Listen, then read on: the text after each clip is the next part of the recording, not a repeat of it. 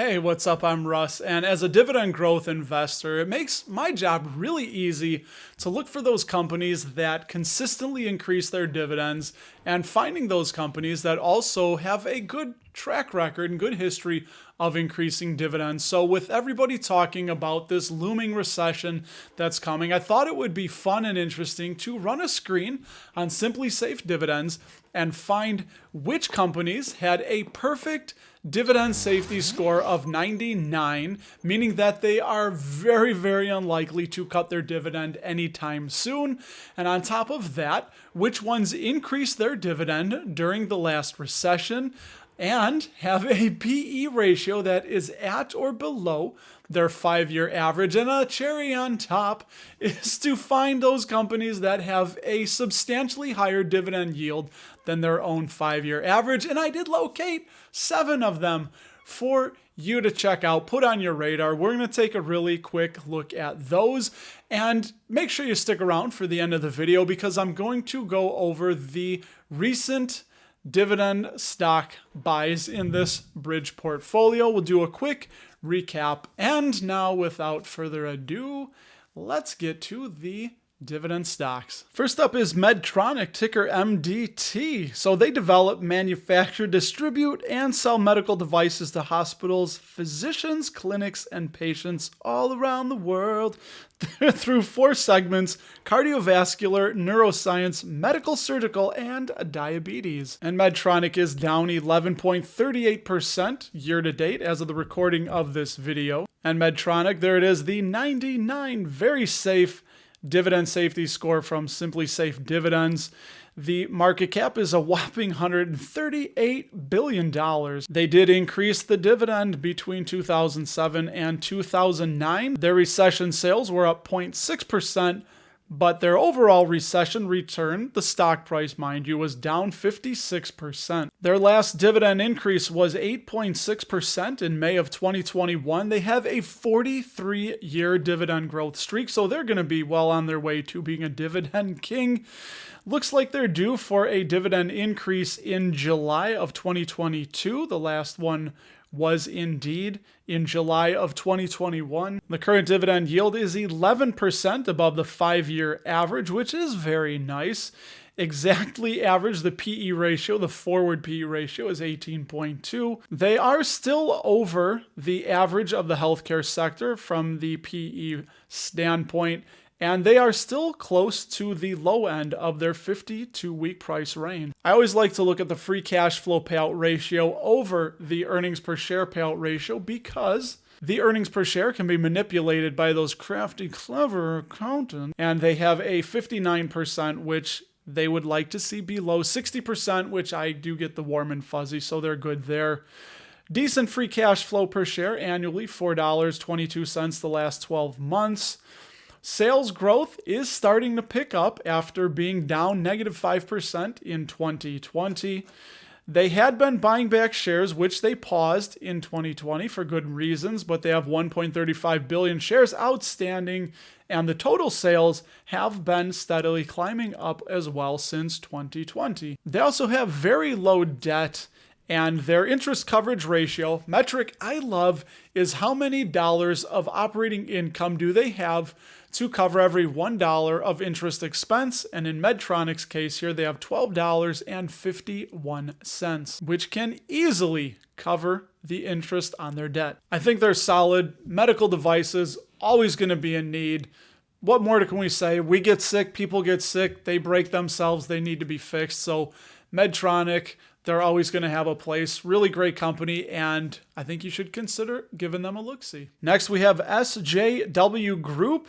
They provide water utility services in California, Connecticut, Maine, and Texas, and they own undeveloped land in California and Tennessee. Founded way back in 1866, they are up 12.77% year to date. And surprise, SJW, because I already tipped you off, is a 99 dividend safety score, 1.99 billion. So they are a small company, potentially could have room to grow in the future. Very low beta.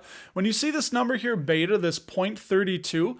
That means if the market goes up $1, SJW will go up about 32 cents. But if the market were to drop about $1 on average, SJW will only drop about 32 cents. So it's a very low volatile stock. They did increase that dividend during the 07-09 recession. Recession sales, negative 2.2%, and the stock was a negative 49% return during the recession. That dividend has been growing for 54 years, so they are a dividend king according to this. The last growth was 5.9% in January of 2022, so they just had a dividend increase. Currently paying 36 cents per share, $1.44 annual payout. Now check it out, their free cash flow payout ratio is negative 39%. Oh my God, what? No, it's not to worry because utility companies are so capital intensive that they spend about everything that they have to put it into projects and get these things going and maintained and running. So we like to look at their earnings per share payout ratio, which they like to see below 75%, and they are at 58% for the next 12 months, 75% currently, so they're right there. The free cash flow per share, again, can't look at that, negative $53. We look at the earnings per share, which is $2.48. Now, a lot of utility companies do increase their shares outstanding to be able to fund these projects. So this isn't anything crazy to see, but you also would like to see their total sales growing, which their total sales have been growing as well, which means the company's expanding and growing. So they do have a little bit of debt. And the only little bit of a bugaboo here to see is that their interest coverage ratio is only 1.97. So I'm not terribly worried about it because with utility companies, they have a steady stream of customers. And guess what? People are going to need water even in a recession. So this company, to me, looks like it could be a good bet to increase their dividend once again during the next recession. Aflac. Next up is ticker AFL, Aflac.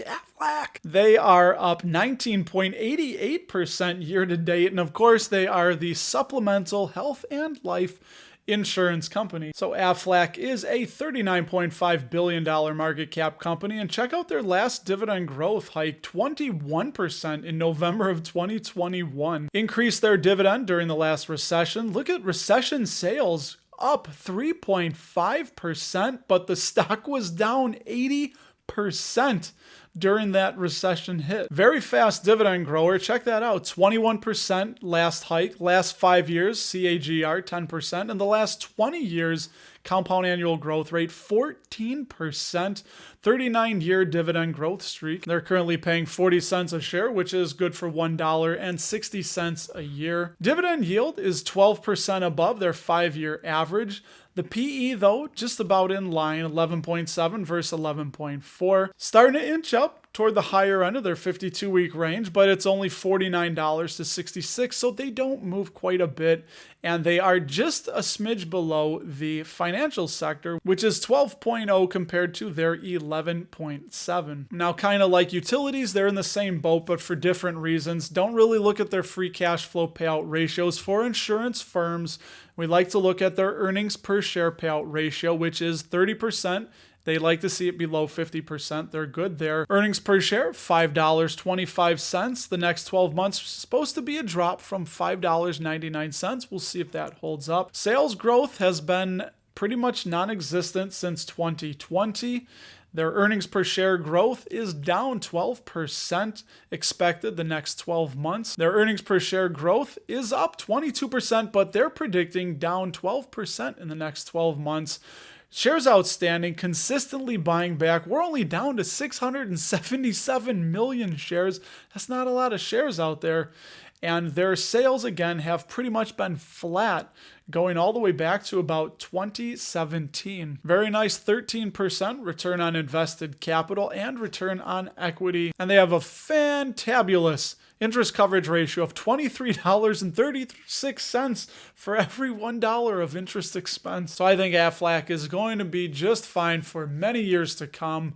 People really do depend on that supplemental health and life insurance. And as a former user, customer of Aflac, I know that it's come in handy at certain times, and they have really cool benefit perks. So if you are an Aflac customer, make sure that you're getting money back for your wellness checks. Next up, Visa, ticker V. You know them, you love them. You probably hate them if you have credit card debt. But hey, you can get on the right side of that credit card debt issuance thing by being a collector of the debt and being a partner with Visa, which is down 8.26% over the last year. Big mega cap company, $420 billion. They are a very fast dividend grower. The last hike was 17%. Check out the beta. Now, this is the opposite of SJW. They are 110. So if the market goes up, they go up about $1.10. Market drops $1. They drop how much? That's right, $1.10. Look at that. Their recession sales were 9.5%. People need to charge stuff, so they hold up very well during the recession, which they, of course, did increase their dividend. Very nice CAGRs here. 15% the last 5 years and 19% the last 10 years. They have 14 years of a dividend growth streak. Again, it's a low yield, 0.73%, which is good for 0.375. 37.5 cents per share, which is $1.50 per year. That dividend yield is about 15% above the 5-year average. Their PE is a smidge below. The 27.8 is below 29.2. They are well over the information technology sector, but I would look also at just the other credit card companies to see where they're at. And they are, interestingly enough, toward the low end of the 52-week price range. They have really good numbers. Visa is just so strong, so solid. Their free cash flow payout ratio is only 19%. Again, remember, in this case, we'd like to see below 60. They just have tons of room to increase that dividend forever. Earnings payout ratio, only 20%. $7.41 earnings per share and $7.18 free cash flow per share. Sales are picking up. They had that bugaboo year in 2020, but really recovered nicely. Shares outstanding consistently buying back and dropping. They're down at 2.18 billion. This is one thing you love to see, the shares outstanding decreasing and the total sales still increasing. Return on invested capital, 27%, really solid. Return on equity, 36%, knocking it out of the park. Obviously, they have very little debt, and their interest coverage ratio, $33.13 for every $1 of interest expense. I think Visa can handle the interest on the debt. So yeah, obviously, what can be said about Visa? People like to charge stuff, and I don't think that's going away anytime soon.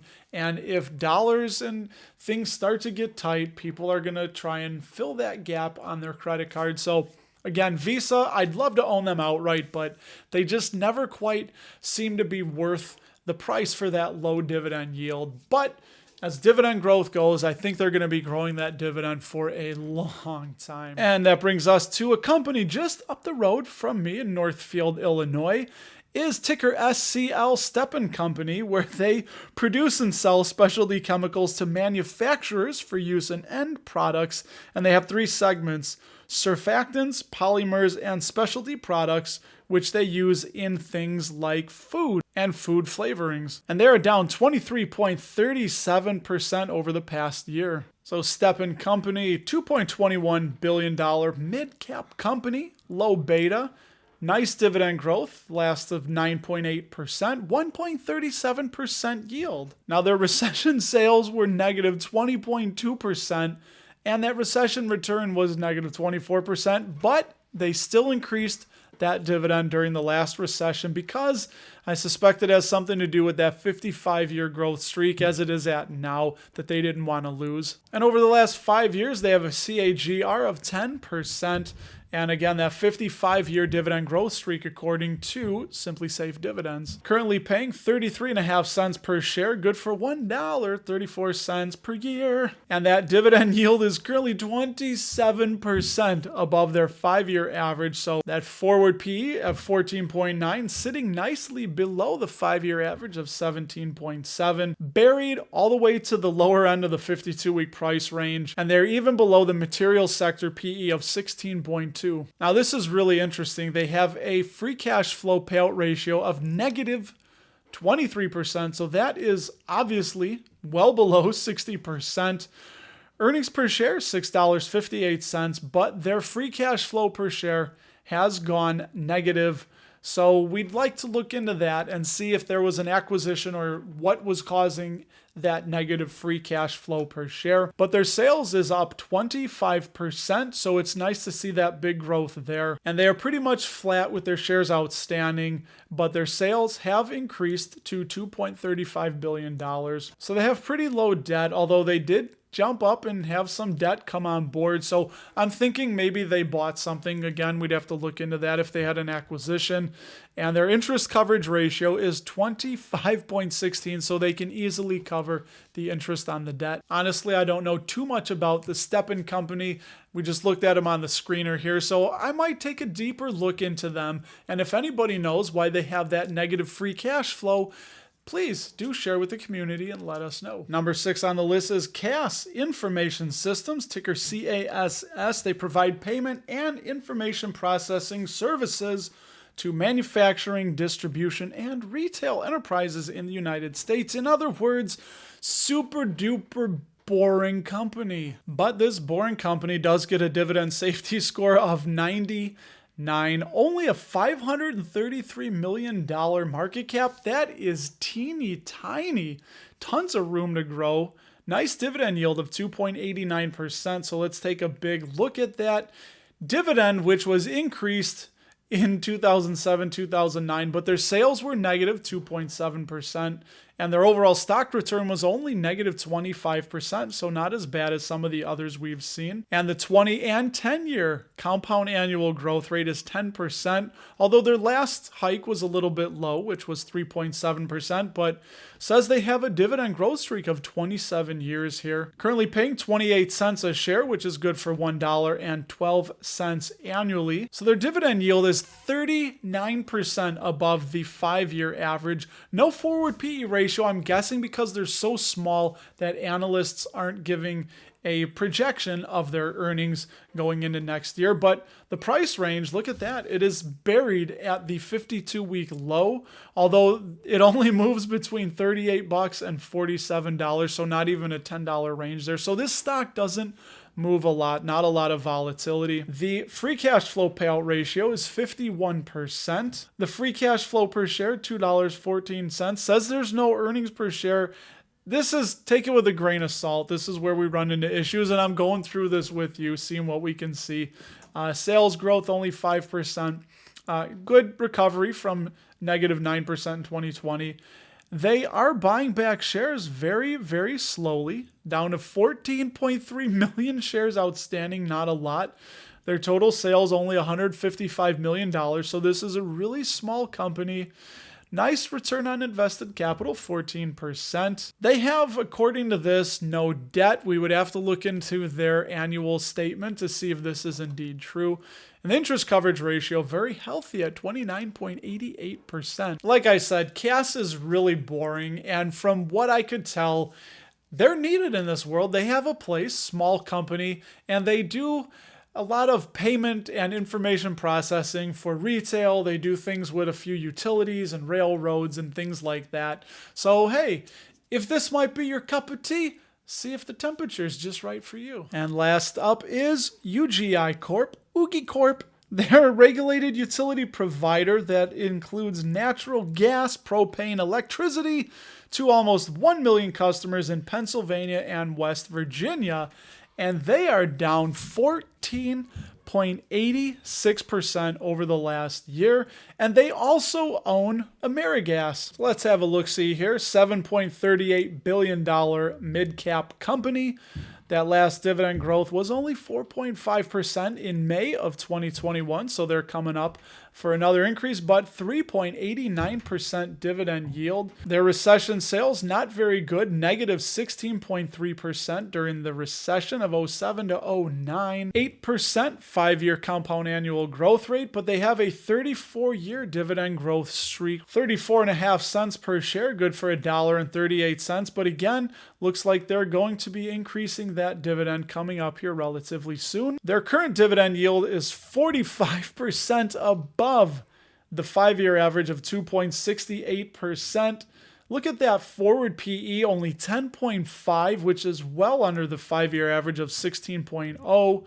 Their 52-week price is toward the bottom of that 52-week range, and their PE is well under the utility sector PE of 19.5. Now again, we can't look at the free cash flow because they issue and they spend a lot of money to get these projects going, but the returns are basically guaranteed by regulators, by government, so they have a steady stream of income. So we look at the earnings payout ratio, which is only 41%, earning $3.39 per share projected in the next 12 months. And their earnings per share growth, 25% projected in the next 12 months. So that's all very encouraging to see, although they did start tapering down from 2020, the pandemic. Again, they've been issuing shares, but they're only at 212 million shares outstanding, so they don't do too crazy with the share issuance.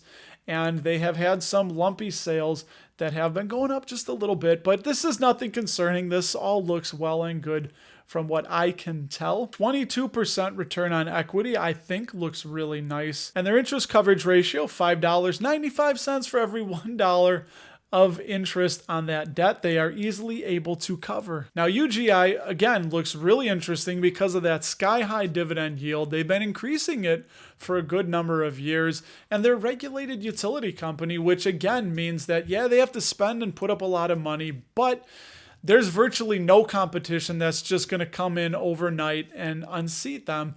And they have that steady stream of income coming from the regulated customers that the government allows them to provide for. So which of these 7 companies is most solid to you? Which would you consider buying, or do you already own? Share your comments below because you know where the comments go. And now let's look at what I bought in the bridge portfolio over the last week. On March 9th, I bought my 91st share of Pepsi. We're getting close to that 100.